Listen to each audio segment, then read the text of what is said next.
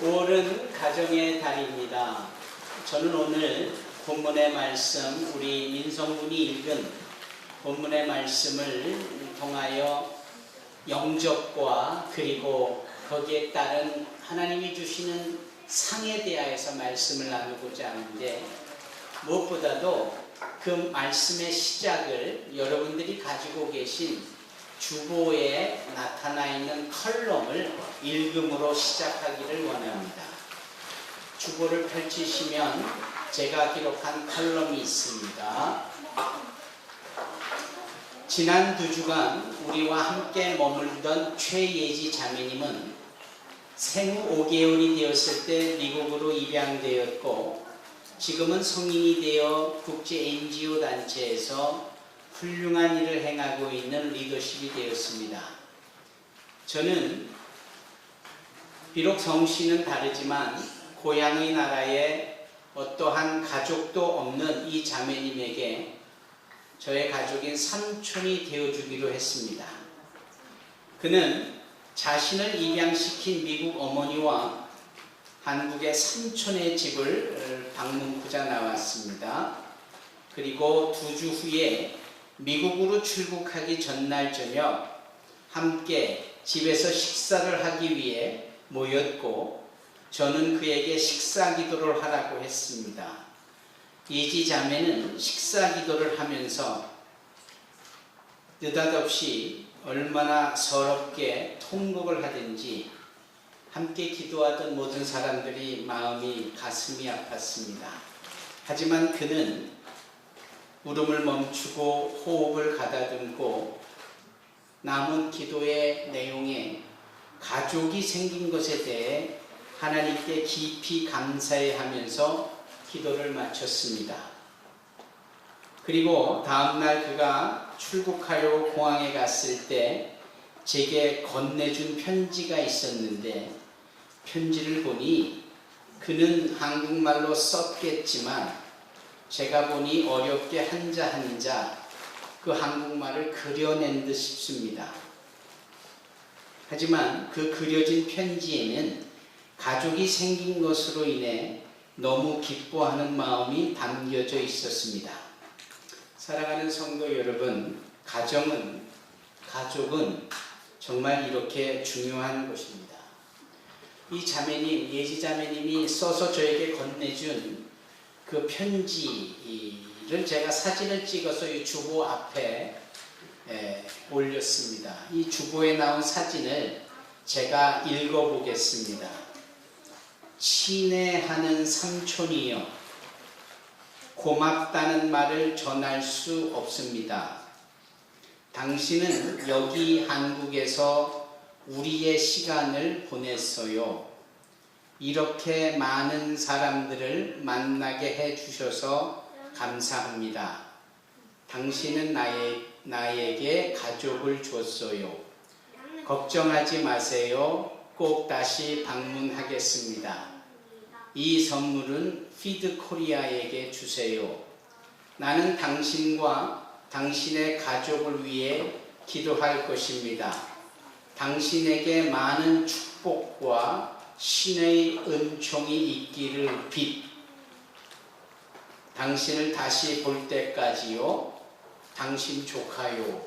이렇게 편지를 썼습니다. 그는 미국에는 160만 개의 NGO가 있는데 그 중에 손가락 안에 드는 NGO 단체의 리더십 중에 하나입니다.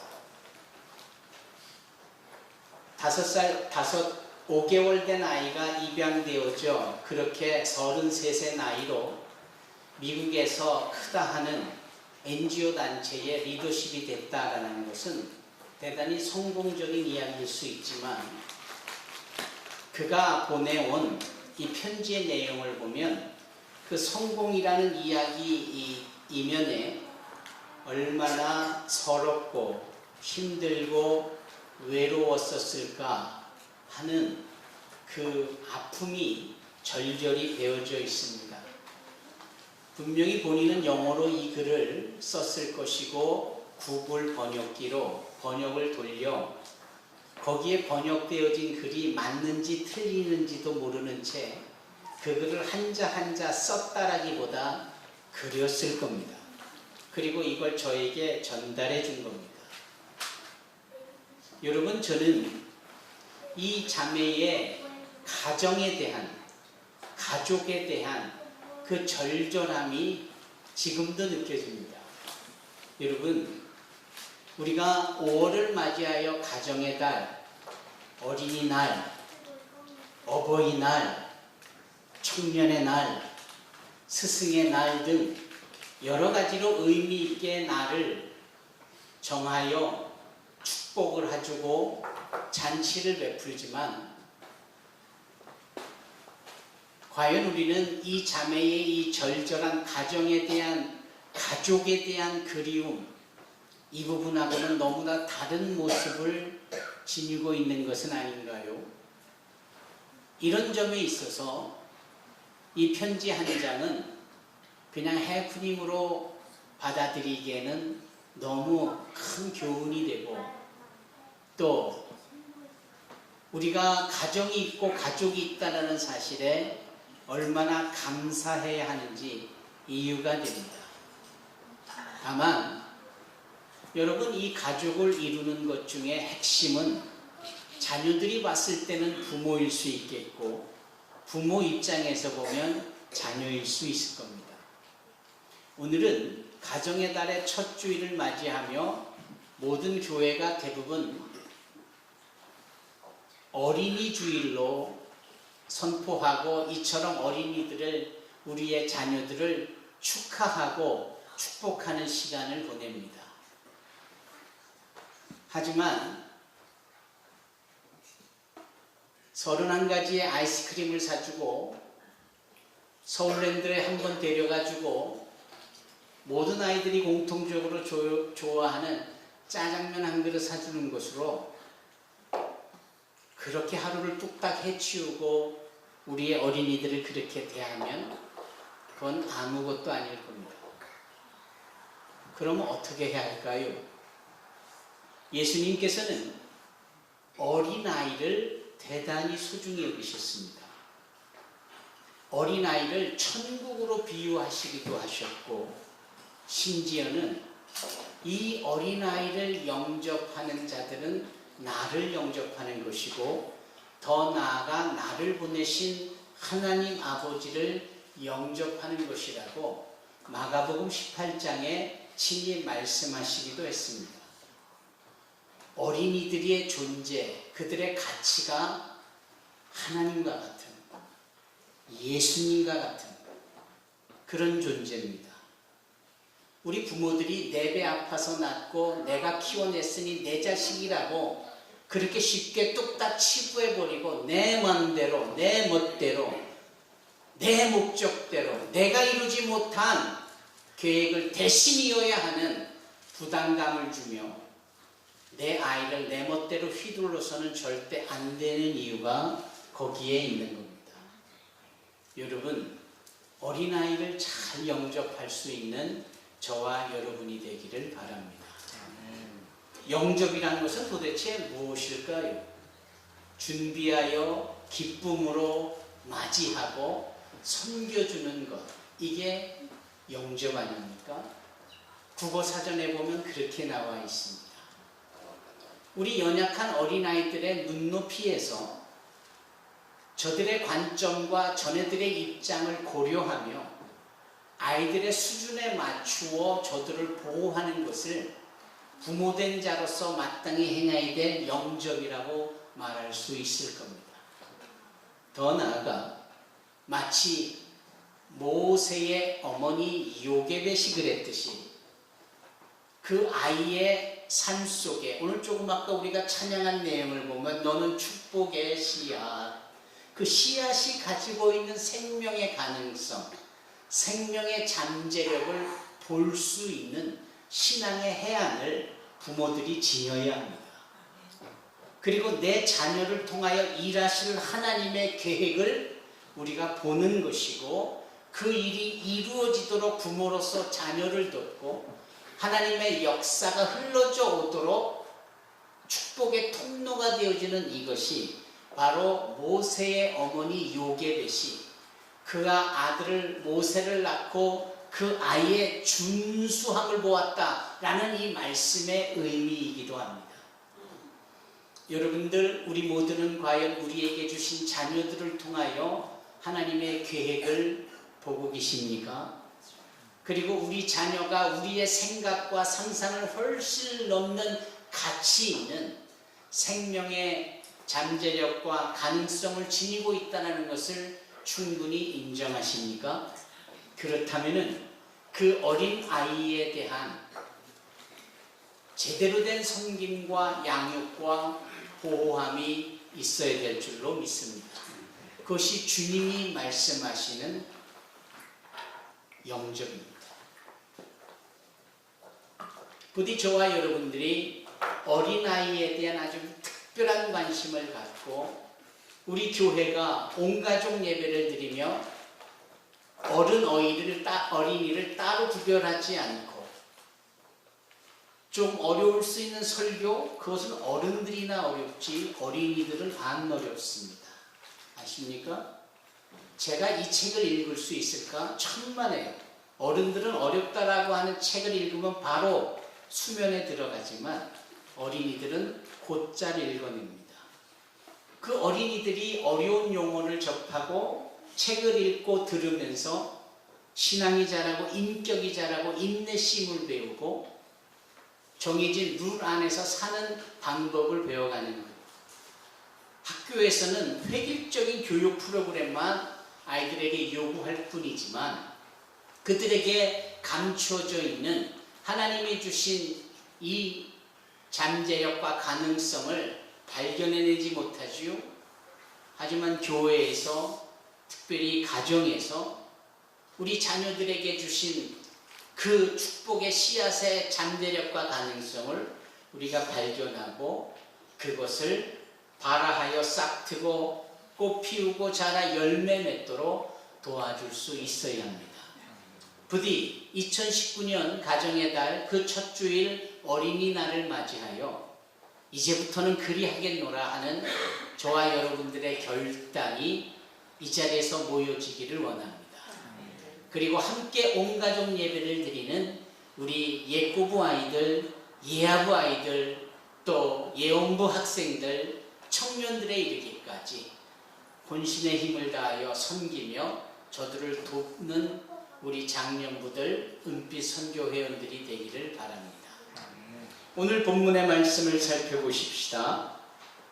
마태복음 10장을 지금까지 줄곧 나누어 왔습니다. 오늘은 그 마지막 부분입니다. 마지막 부분이다라는 것을 어떻게 말씀드리고 알 수 있느냐면 다음 주에 나누게 되어질 11장 첫 줄에 이렇게 나와 있습니다. 예수께서 12제자에게 명하시기를 마치시고, 이 말씀 한 절만 봐도 오늘 읽는 이 마태복음 10장 마지막 단원이 주님의 부탁, 권명, 명령의 말씀의 마지막 부분임을 알 수 있습니다. 아시다시피 많은 제자들 가운데 12명을 따로 부르시고 세우시고 택하셔서 세상으로 보내시잖아요. 그 세상으로 보내시는 즈음에 소위 세상은 이리 때와 같고 보내지는 이 주님의 제자들은 연약한 양무리와 같다라고 말씀을 하셨지만 주님께서는 그러나 보내는 자가 바로 나이다 라고 하시며 모든 것을 책임져 주실 것에 대하여 암시하여 말씀하시죠. 그리고 그렇게 주시는 말씀 속에 제자들이 해야 될 일과 하지 말아야 될 일들에 대해서 말씀하고 오늘 그 끝자락에서 주님께서 이렇게 말씀하시는데 마치 책임져 주시는 주님의 강력한 의지가 담겨있는 말씀입니다. 그 말씀의 첫 절인 40절에 뭐라고 말씀합니까? 너희를 영접하는 자는 나를 영접하는 것이요 나를 영접하는 자는 나를 보내신 이를 영접하는 것이니라. 보내지어질 이 제자들에 대하여 세상 사람들이 영접해야 된다. 그리고 그 영접을 함에 있어서 영접을 할 경우에 보낸 나를 영접한 것이나 마찬가지고, 그리고 결국은 또 나를 이 세상 가운데 보내신 하나님 아버지를 영접하는 것과 같다라고 하십니다. 따라서 아무것도 아니고 연약해 빠져 보이는 이 양무리와 같은 주님의 제자들은 세상 사람들이 당연히 의당 영접해야 될 존재라는 사실로 그들의 신분에 대하여서 설명해 주고 계십니다. 우리가 크리스찬으로서, 주님의 제자로서 예수를 전하고자 하는 마음으로 세상을 향해 나갈 때 세상은 우리에게 저항하는 모습이지만 그 가운데 주께서 천명하신 말씀은 무엇이냐? 세상 사람들아, 여기 가는 크리스찬들은 다 나의 사람이요 나의 제자이니 너희들은 이들을 영접할지니라. 아주 분명한 주님의 단호한 말씀입니다. 세상 사람들이 우리를 영접하지 않으면 그들은 주님께 영접함을 받지 못할 것이고, 세상 사람들이 우리를 영접할 경우에는 주님께서 저들을 또 영접할 것에 대하여서도 말씀하고 있는 겁니다. 성경에 보면 아브라함이 하나님의 천사를 영접합니다. 그냥 영접한 것이 아니라 저기에 오고 있는 하나님의 천사를 보고 달려가 맞이하여 영접합니다. 아브라함답지요? 마지못해 집 앞에 들어오는 사람을 억지로 영접하는 게 아니라 달려가 맞이했다. 마치 누가복음 15장에 돌아온 탕자를 달려가 맞이하는 아버지의 그 모습을 보는 듯해요. 이 달려갔다라는 이 부분에 열심이 담겨져 있고 최선이 담겨져 있는 거 아닙니까? 이런 영접. 그랬더니 하나님께서 그 아브라함의 기도에 응답해 주시는 복을 허락하시잖아요. 그리고 그 소돔에 도착한 이 두 천사에 대하여 아브라함의 조카 롯도 그 천사를 영접하고 맞이하여 절을 하고 그렇게 영접하는 모습을 보여 그와 그 두 딸이 심판 가운데 구원의 자리에 서는 모습을 보게 됩니다. 아닌 게 아니라 신약성경 히브리서 13장을 보면 너희가 나그네 자를 영접할 때 무시로 하나님의 천사를 영접하게 되어진다라고 말씀합니다. 사람이 사람을 영접할 때 하나님의 천사를 영접하는 것과 같은 이치가 여기에도 담겨져 있습니다. 주님께서 말씀합니다. 이 영접이 얼마나 소중한지를, 그리고 이 영접은 사실 누구나 쉽게 할 수 있는 일입니다. 그래서 이 누구나 쉽게 할 수 있는 이 영접을 소위 행하였을 때 그 영접받은 자의 수준에 맞는 상급이 주어지는 것에 대하여 주님은 말씀합니다. 그것이 41절이에요. 뭐라 하십니까? 선지자의 이름으로 선지자를 영접하는 자는 선지자의 상을 받을 것이요, 의인의 이름으로 의인을 영접하는 자는 의인의 상을 받을 것이요. 선지자가 받아야 될 상이 있지요. 그 선지자가 받아야 될 상이 우리가 그 선지자를 영접할 때 동일하게 받을 수 있다는 거예요. 의인이 있어요. 의인이 하나님께 받을 상급이 있는데 우리가 그 의인을 영접할 때 우리가 의인이 받을 상급을 동일하게 얻게 되어진다 이 말씀입니다. 즉 영접은 누구나 쉽게 할 수 있고 매우 작은 일인 듯하지만 선지자가 행하는 일만큼이나 가치가 있고 의인이 의인으로 살아가는 것만큼이나 의미가 있는 일입니다. 작은 일을 해서 큰 일의 결과를 얻게 되어지는 이러한 영적인 신비로움이 영접이라는 단어 속에 고스란히 있는 겁니다. 쉽죠? 여러분, 우리가 어린아이를 섬기고 영접할 때 그 어린아이가 천국과 같이 대함을 받고 있는 즈음에 우리 역시 천국을 상급으로 받는 이치가 여기에 담겨져 있는 겁니다.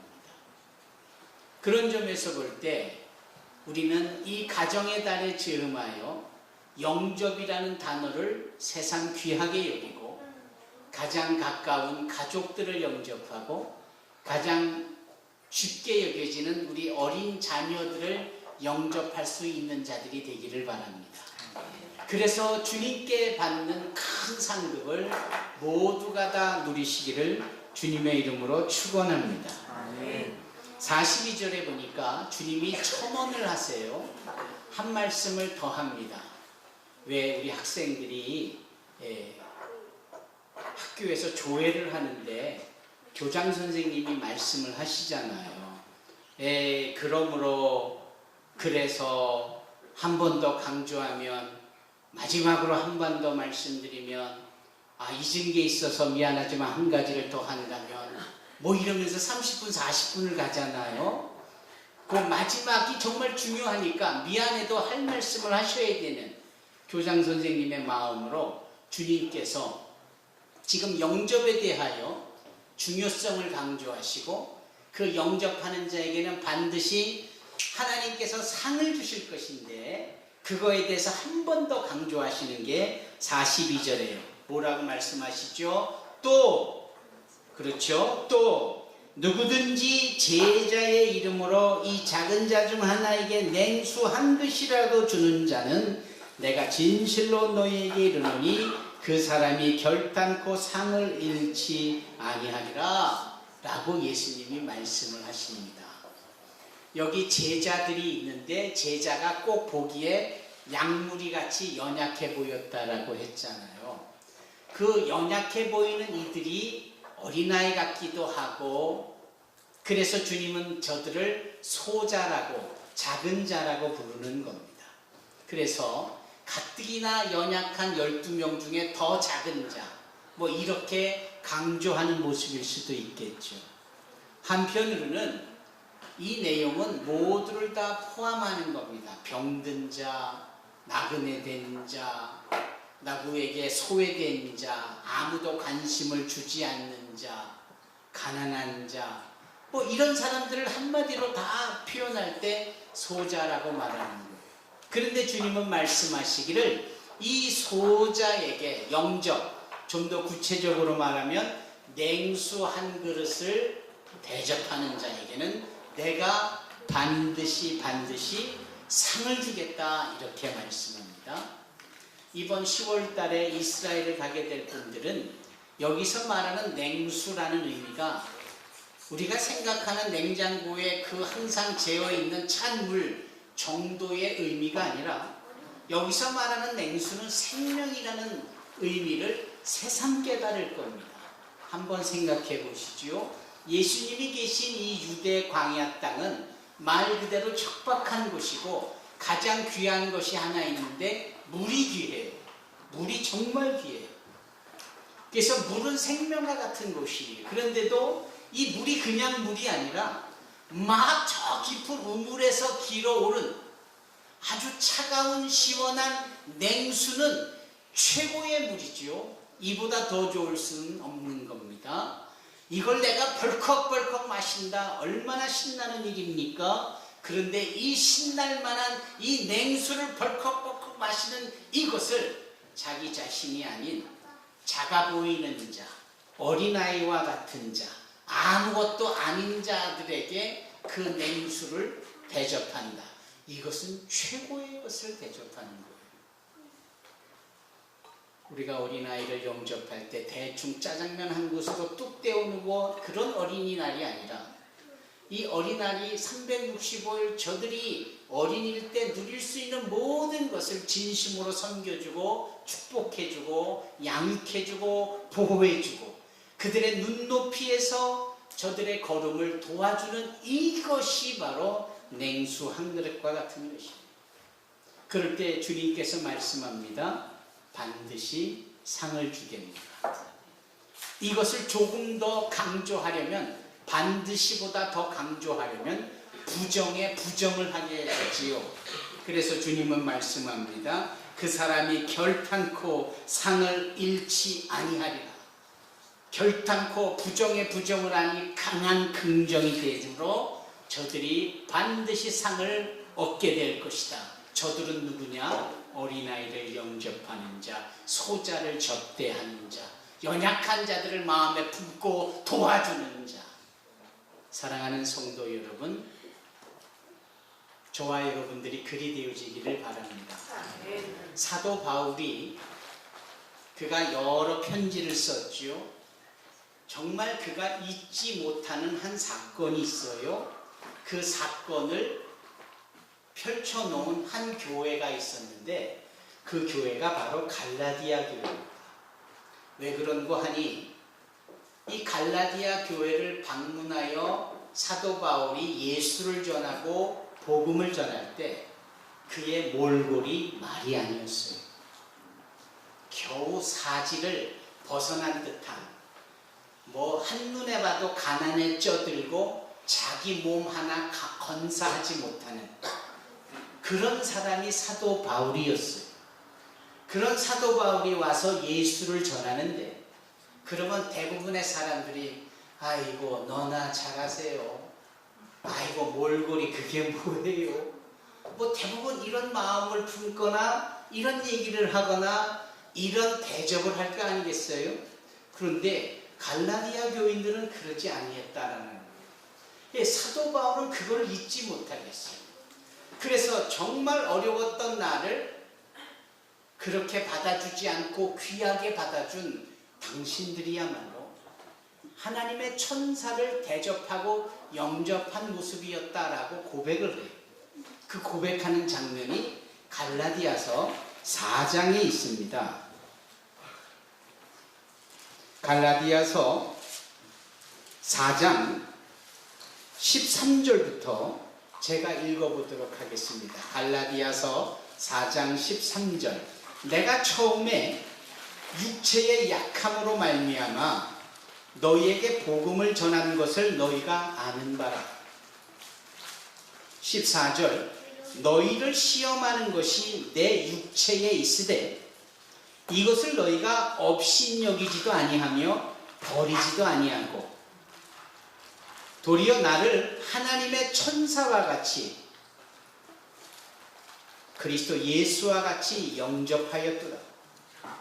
사도 바울이 이렇게 갈라디아 교인들에게 별 볼 일 없던 나를 그 외적으로 보여주는 모습으로 홀대하지 않고 나를 있는 모습에서 중요하게 나를 접대 영접해 주니 하나님의 천사를 영접한 것과 같았고 그리스도 예수를 영접한 것과 같았다 라고 친히 말씀해 주고 있습니다. 사랑하는 성도 여러분, 예수님 시대 이후에 오늘날까지 사도 바울과 같은 위대한 주의 사람이 또 어디에 있을까요? 근데 그의 위대성 속에는 주님의 이름으로 영접을 받았기에 그 위대함이 유지될 수 있었고, 또 위대한 그는 그 주님의 이름으로 받은 영접을 결코 잊지 않고 의미 있게 가슴에 새기는 겁니다.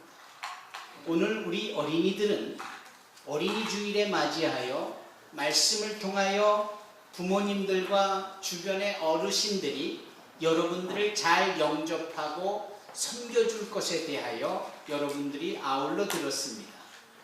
그러므로 여러분들의 마음이 불편하거나 여러분들이 어려움이 있을 때 이 말씀을 기억해내며 그렇게 하지 않는 부모님 앞에 따져 물을 수도 있겠지만 중요한 것은 여러분들이 부모님들과 여러 어르신들에게 받은 그 영접, 섬겨주는 것을 감사히 여길 수 있어야 합니다. 그리고 이 다음에라도 기회가 될 때 그 일에 잊지 않고 표현할 수 있는 자들이 되어야 합니다. 아멘. 우리 어린이들 아멘. 아멘. 고맙습니다. 반드시 기억하시기 바랍니다.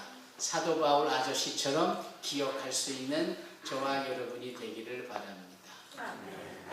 저 뒤에 크리스토퍼 셰리프라는 분이 계세요.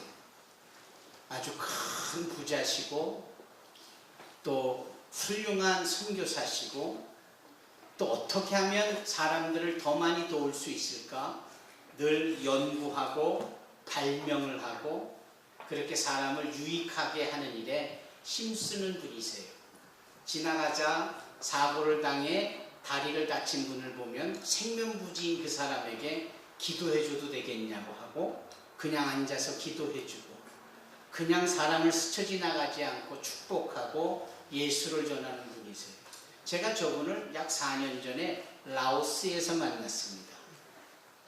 그 라오스에서 만나서 함께 비전을 나눴는데 엊그저께 새벽에 느닷없이 저에게 메시지를 보냈어요. 아프리카에서 선교 사역을 하고 오는데 이디오피아 항공회사에서 자기 짐을 서울로 보내지 않고 런던으로 보냈다라는 거예요. 그래서 인천공항에 내렸는데 짐이 하나도 없고 며칠째 씻지도 못하고 배도 고프고 힘들다. 혹시 이 텍스트를 이 문장을 보면 좀 알려다오. 근데 새벽 예배를 마치고 집에 들어가서 그 문장을 제가 너무 쉽게 보는 겁니다. 그리고 당장 연락을 해서 만나고 지금 3일째 시간을 같이 보내고 있어요. 같이 먹고 같이 마시고 같이 전도하고 그래서 제 옷도 드리고 그랬더니 어젯밤에 가방이 잘 도착했어요. 이게 영접입니다. 그리고 아마도 주님께서는 우리 산소망교회가 저분을 영접해서 게스트하우스에 모시고 함께 하고 있는 이 부분에 대해서 반드시 상을 주실 줄로 믿습니다. 기도하겠습니다.